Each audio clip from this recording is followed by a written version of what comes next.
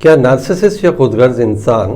کسی سے سچی، کھری اور بے لوث محبت کر سکتا ہے؟ اس سوال کا جواب اکثر لوگ چاہتے ہیں۔ جی ہاں، یہ بات درست ہے کہ خود پرست اور خود پسند انسان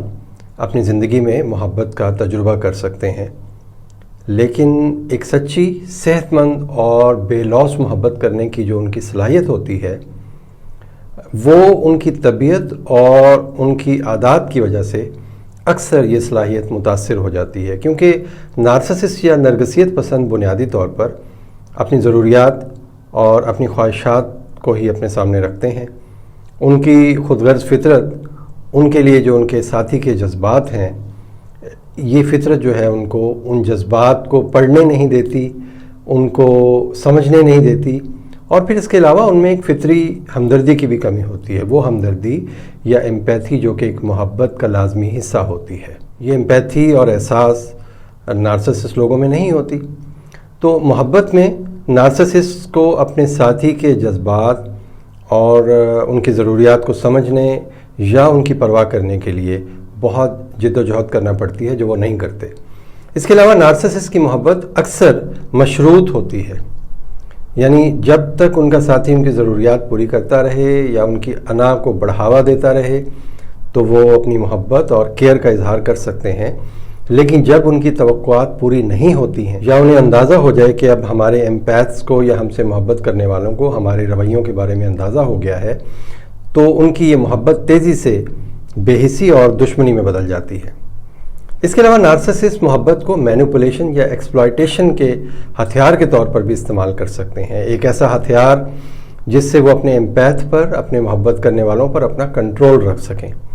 وہ اپنے ایمپیتھس کو اچانک اس محبت کی پھوار سے محروم کر کے سزا بھی دے سکتے ہیں، اسے آئسولیٹ کر سکتے ہیں، اسے سائلنٹ ٹریٹمنٹ دے سکتے ہیں۔ اور ایک اور بات میں آپ کو بتاؤں، خودغرض لوگوں کے جو تعلقات ہیں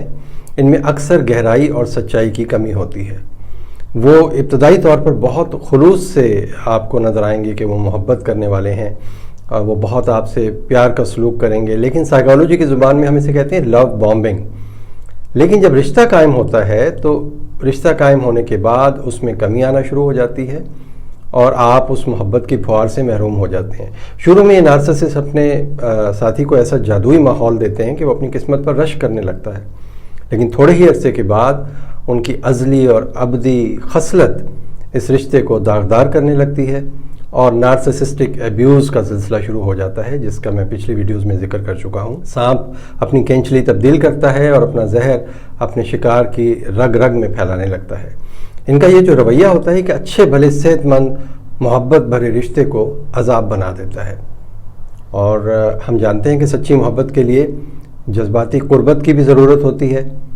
جس سے یہ نارسسسٹ حضرات اور خواتین اکثر خوفزدہ رہتے ہیں یا اس سے گریز کرتے ہیں۔ ان کو سب سے زیادہ اور شدید خوف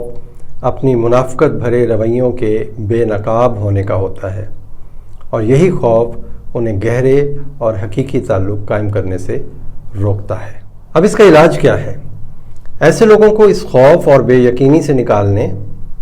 اور ان کے احساس کمتری کو کم کرنے اور ان میں یہ احساس کہ لوگوں کو استعمال نہ کیا جائے، ان میں ہمدردی کی کمی کو پورا کرنے کے لیے ایمپیتھس کو طویل اور صبر آزمائش سے گزرنا پڑتا ہے۔ نفسیاتی سیشن بھی ان لوگوں کے کچھ حد تک ان کی مدد کر سکتے ہیں، جن میں ان کے رویوں کے برے نتائج انہیں یہ سوچنے پر مجبور کر دیں کہ آخر خرابی کہاں ہے۔ اگر یہ لوگ ایسا سوچنا شروع کر دیں تو پھر وہ نفسیاتی سیشنز کے لیے بھی تیار ہو جاتے ہیں، یا کم از کم یہ جو ویڈیوز میں بنا رہا ہوں یہ بھی دیکھنے کو تیار ہوتے ہیں اور سوچتے ہیں کہ ہمیں اپنی اصلاح کرنی چاہیے، ہمیں خود کو، اپنے رویوں کو بدلنا چاہیے، وہ رویے جس سے دوسرے انسان چھلنی ہو رہے ہیں۔ تو خود غرض اور نارسسسٹ افراد بھی محبت کے تجربے سے گزرتے ہیں، لیکن جیسے کہ میں نے عرض کیا، بہت سطحی طور پر انہیں یہ یقین بھی ہوتا ہے کہ وہ محبت میں مبتلا ہیں، لیکن سچی، بے لوث اور صحت مند محبت کے لیے ان کی جو صلاحیت ہوتی ہے وہ اکثر ان کی شخصیت کی خامیوں سے متاثر ہو جاتی ہے۔ ان کے تعلقات میں خود غرضی، ہمدردی کی کمی یعنی لیک آف ایمپیتھی، ہیرا پھیری اور اپنے ساتھی کے جذبات کی قدر نہ کرنا، یہ سب کچھ ان کے رویوں میں شامل ہوتا ہے۔ اس لیے نارسسسٹ کی محبت اور پھر اس کی ابیوز کے شکار افراد کے لیے میرا مشورہ یہ ہے کہ آپ اپنی ذہنی صحت کو ترجیح دیں۔ اس کے ابیوز سے بچنے کے لیے آپ اپنی سیٹ باؤنڈریز بنائیں، اس سے فرم رہ کر کبھی کبھی نو کہنا بھی سیکھیں، تاکہ بعد میں آپ ایموشنل مینپولیشن یا جذباتی استحصال سے یا اس کے سائلنٹ ٹریٹمنٹ سے یا اس کی کسی بھی طرح کی ابیوز سے بچ سکیں۔ میرا نام ڈاکٹر سہیل احمد ہے اور اسکرین پر دی گئی رہنمائی کے مطابق آپ مجھے تمام سوشل میڈیا پلیٹ فارمز پر تلاش کر سکتے ہیں۔ میری یہ ویڈیو ان لوگوں کو ضرور بھیجیے گا جنہیں ان الفاظ کی ضرورت ہے۔ اپنا بہت خیال رکھیے گا۔